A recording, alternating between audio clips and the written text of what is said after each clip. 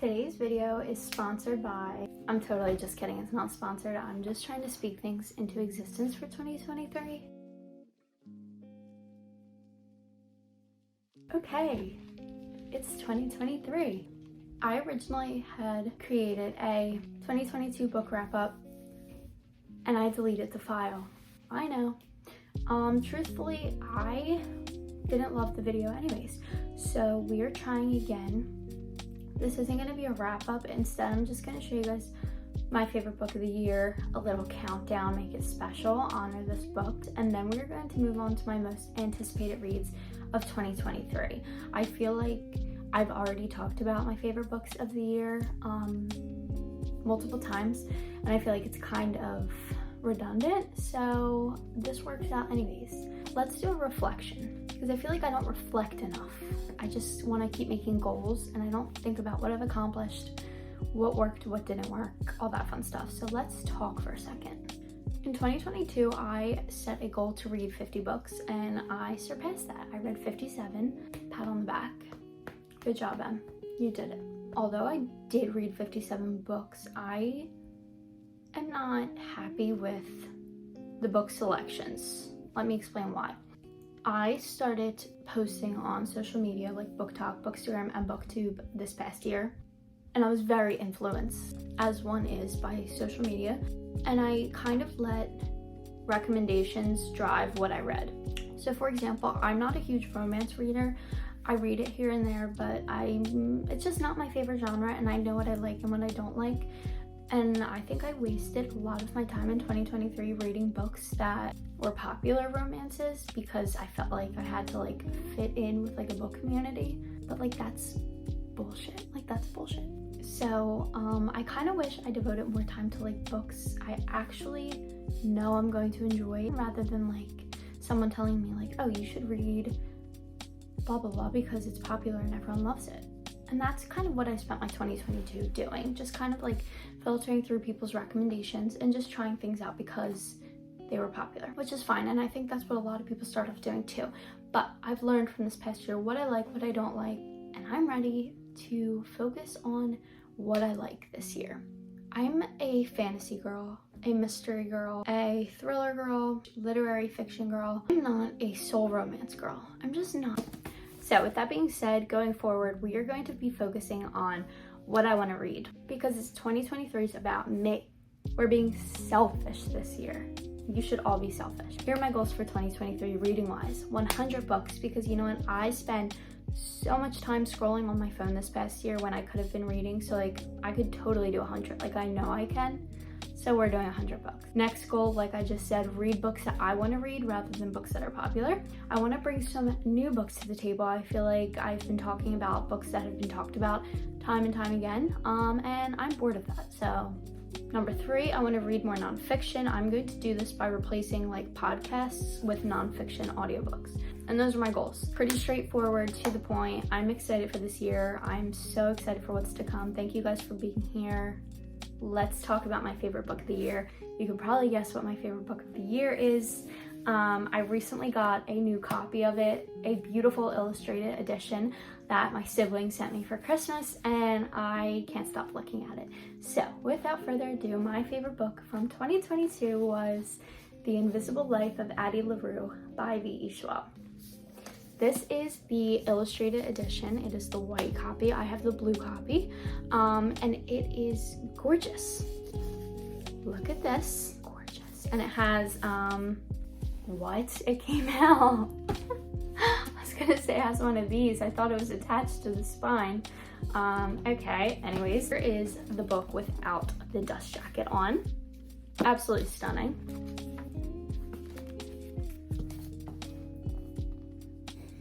Okay, and then I just have like no words. And then in the middle of the book, all these pictures. I wish I could tell you where they got this from. I think the book depository, I think there was a bookmark in here that said book depository. I've never bought from the book depository, so I'm like not really familiar with that. But if you are interested in this copy, check out the book depository, I suppose.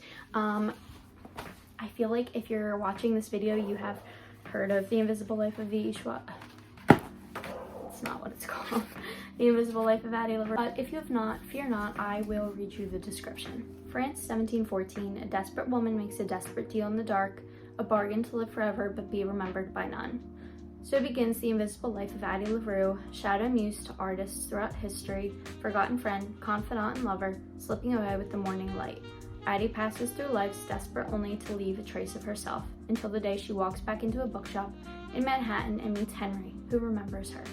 After 300 years, Addie's life is restarting, but the devil never plays fair. As Henry and Addie's lives start to intertwine, they must face the consequences of the decisions they've made and the prices to be paid. The Invisible Life of Addie LaRue is a dazzling adventure across centuries and continents, across history and art, about a young woman learning how far she will go to leave her mark on the world. It'll make you cry, and you will just want to hug it. You want to hug Addie LaRue, you want to hug the book. It's just moving. Okay, I'm done talking about it because I bore everybody talking about this book.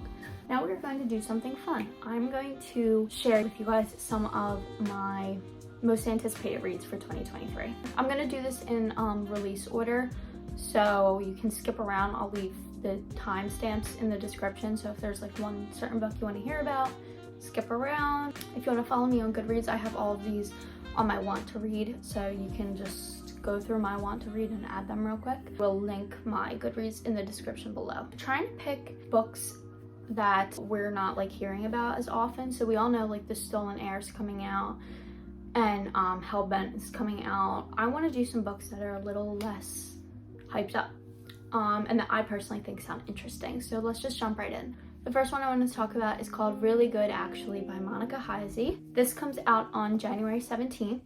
Let me read you the little description. Comedian, essayist, and screenwriter Monica Heisey makes her novel-length debut with the tragicomic story of Maggie, the surprisingly young divorcee. Her marriage lasted only 608 days, and her graduate work is a slow-motion train wreck. But Maggie is, you know, fine. Really good, actually. Work on Industry Street is that this book is very funny indeed. I just felt like this sounded like really fun to read. Like, we're kind of getting a preview into like this woman's mind, and she's like going through it, and I feel like there's something all of us can relate to in this type of character, and I feel like it's just going to be one of those books that just kind of sticks with you, and it seems like it'll be funny as well, so I felt like that would be a good one to add. Okay, the next one we have is called The Villa by Rachel Hawkins. Set in an Italian villa with a dark history for fans of Lucy Foley and Ruth Ware. As kids, Emily and Chess were inseparable, but by their 30s, their bond has been strained by the demands of their adult lives. So when Chess suggests a girl's trip to Italy, Emily jumps at the chance to reconnect with her best friend. Villa Aestas in Orvieto is a high-end holiday home now, but in 1974 it was known as Villa Rosato and rented for the summer by a notorious rock star, Noel Gordon. In an attempt to reignite his creative spark, Noel invites up-and-coming musician Pierce Sheldon to join him, as well as Pierce's girlfriend Mari and her stepsister Laura. But he also sets in motion a chain of events that leads to Mari writing one of the greatest horror novels of all time, Laura composing a platinum album, and ends in Pierce's brutal murder. As Emily digs into the villa's complicated history, she begins to think there might be more to the story of that fateful summer in 1974. That perhaps Pierce's murder wasn't just a tale of sex, drugs, and rock and roll gone wrong, but that something more sinister might have occurred, and that there might be clues hidden in the now iconic works that Mari and Laura left behind. Yet, the closer that Emily gets to the truth, the more tension she feels developing between her and Chess. As secrets from the past come to light, equally dangerous betrayals from the present also emerge, and it begins to look like the villa will claim another victim before the summer ends. Inspired by Fleetwood Mac, the Manson murders, and the infamous summer Perry and Mary Shelley spent with Lord Byron at a Lake Geneva castle, the birthplace of Frankenstein, the villa welcomes you into its deadly legacy. Inspired by Fleetwood Mac, the Manson murders, and well, nobody really likes the Manson murders, but it's interesting, and the infamous summer Percy and Mary Shelley spent with Lord Byron at a Lake Geneva castle? Why am I not hearing about this more? That sounds so good. Okay, the next one that we have is Everyone in My Family Has Killed Someone by Benjamin Stevenson. This comes out January 17th. Everyone in my family has killed someone. Some of us, the high achievers, have killed more than once. I'm not trying to be dramatic, but it is the truth. Some of us are good, others are bad, and some just unfortunate. I'm Ernest Cunningham. Call me Ern or Ernie. I wish I'd killed whoever decided our family reunion should be at a ski resort but it's a little more complicated than that. Have I killed someone? Yes, I have. Who was it? Let's get started. I love that this is written in a first person, so we get inside the mind of like a psychopath. That's so interesting to me. Yeah, that one just sounds really good. Okay, the next one that I'm going to talk about today is going to be Georgie All Along by Kate Claiborne. This is released January 24th, 2023. Longtime personal assistant Georgie Mulcahy has made a career out of putting others before herself. When an unexpected upheaval sends her away from her hectic job in LA and back to her hometown, Georgie must confront an uncomfortable truth. Her own wants and needs have always been a disconcertingly blank page.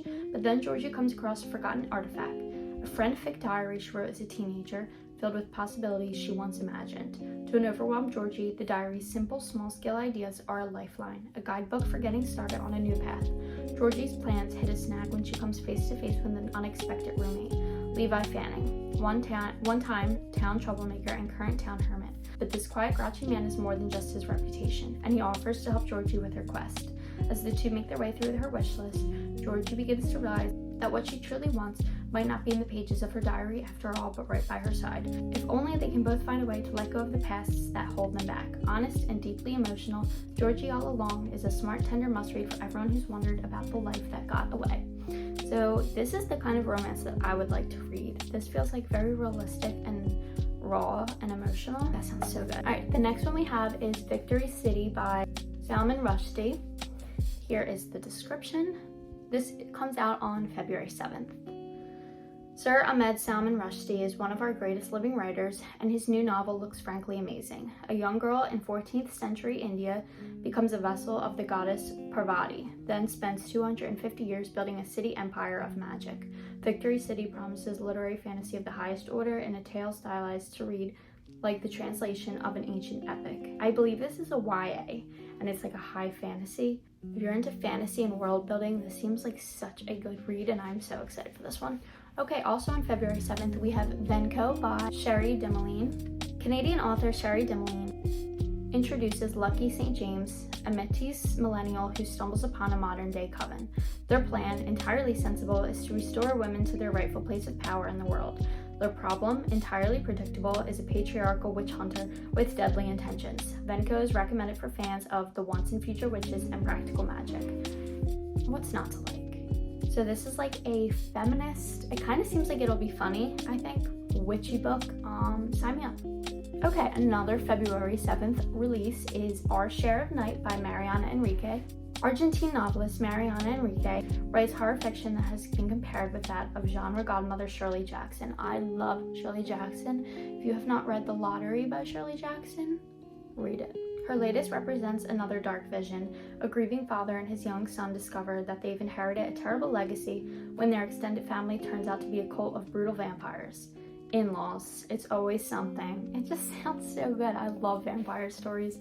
That might be weird, but I do. I think they're so interesting. I love horror that's like paranormal or like witches and vampires and stuff like that. Like, I'm reading to escape. Let me read something that's not typical. Let me read about vampire in-laws. On February 14th, we have The Last Tale of the Flower Bride by Roshani Chokshi. Roshani Chokshi, beloved for her YA books steeped in world mythology and folklore, makes her debut in this adult market with this gothic tale of mystery and dark romance. A bride with a shadowy past, a groom with a curious heart, a crumbling manor with a terrible secret, several of them actually. It all adds up to a marriage with issues. So I read like a longer description of this earlier, and it sounded so good. So this woman has this very secret history. She has this very like secretive history that she will not share with her husband, and she makes him promise to like not ask her about it, and he for whatever reason agrees.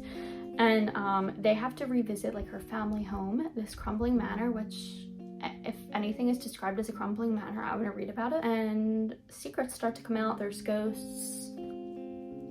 Just sounds phenomenal. The next one we have is I Have Some Questions for You by Rebecca Makkai. This is coming out on February 21st.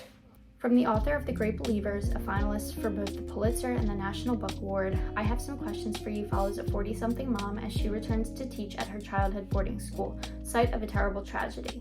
Part murder, mystery, part character study, Mackay's book is one of the season's most anticipated. This sounds very dark, and mysterious, and I'm all about it. All right, next up we have What Happened to Ruthy Ramirez by Claire Jimenez on March 7th. In this debut novel, a Puerto Rican family in Staten Island discovers that their long missing sister is potentially alive and cast on a reality TV show, and set out to bring her home. Early reviews are calling the story poignant and hilarious with dashes of mystery and intrigue. I love reality TV show. I am the biggest reality TV show fan. It's my guilty pleasure. If there's a reality TV show on Netflix, I've seen it. And to be able to make a book mixing mystery and reality TV, sign me up. All right, next we have The Collected Regrets of Clover by Mickey Brammer. This comes out on May 9th. Clover Books is a death doula dedicated to helping the dying peacefully navigate passage from this life to whatever comes next. When a desperate woman makes a special request, Clover takes a cross-country trip to complete one love story and maybe start another. Author Mickey Brammer's empathetic debut novel is recommended for fans of The Midnight Library. This kind of seems like one of those books that will stick with you, you know, like The Midnight Library, something that like punches you in the gut, like in a good way. A life-changing story, and I'm about that. So, and finally on this list we have Yellowface by R.F. Kuang. This comes out on May 16th. 20-something author R.F. Kuang, who also wrote the Poppy War series, initiates a flanking attack on the publishing industry with this story of a white writer who steals the manuscript of a recently deceased Asian American author, then passes it off as her own. Widely praised for her fantasy novels, Kuang takes on real-world themes like cultural appropriation with this highly anticipated novel, slated for a May release. I think that sounds super interesting. Sounds like something everybody should read, you know what I mean? Like just one of those books everybody should probably read once. So those are the books I'm most looking forward to in 2023. Once again, you can go on my Goodreads. Those are all listed under my want to read, along with many others that are already released. And that's it for today, guys. I hope you enjoyed this format video. I know I didn't do like a full 2022 wrap up, but it's fine. Stay tuned for a January wrap up because I'm planning on reading this month, and that's it. I hope you guys have a fantastic 2023, a fantastic January, and a fantastic day. Of course, come find me on my socials on Bookstagram and Book Talk. I'm very frequent on both of those. And yeah, that's it. Thank you guys for watching.